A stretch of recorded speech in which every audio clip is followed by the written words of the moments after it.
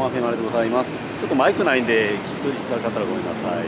ただいま名古屋駅ですね。ここにやってまいりました。これ何口なんかわからんですけども、3本このような高層ビルが建ってますやんね。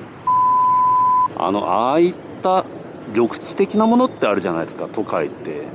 ここ大名古屋ビルジングって書いてある。こんな新しくなったんだ。あるのはね、わかりますけども。で、こういう、ところどころこういう歩道の合間合間にこういうのがあるじゃないですか。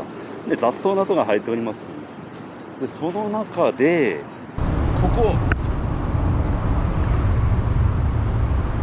これ、何ですか、これ。ちょっと、このギャップ数、ギャップ。この野菜を植えた方へ、野菜植えてるんですよ、これ。めちゃくちゃ。で、なんかいろんな多種多彩な、豊富な、トウモロコシはある、アロエはある、で、ネギある、で、トマトがあるっていうね、めちゃくちゃな話ですよ。で、こう見たら、あるじゃないですか。で、これですよ。いや。で、これを植えた方がなんか、まだ誰かわからんらしいんですよ。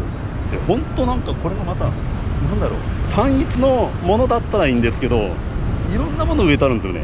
この辺が確信犯というか、ネタ作りがうまい人やなと僕は思ったんですけども。めっちゃナスビできてんだもん。ナスビに、これなんだこれ。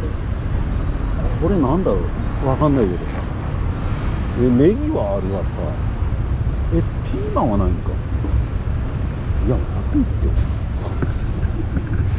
これはやばいですよ、ほんとマジで。こんな、なんか、おそらくあれ雑草じゃないよね。なんか雑草なんかな、あれ。並べてあるけど。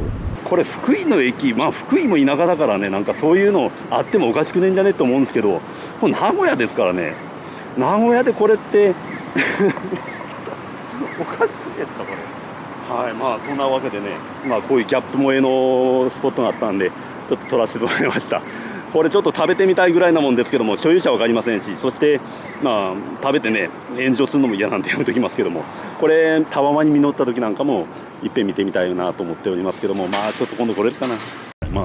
簡単な、あれですけども、ちょっとちょいネタということでやらせてもらいました。そういうことで、さよなら、バイバイ。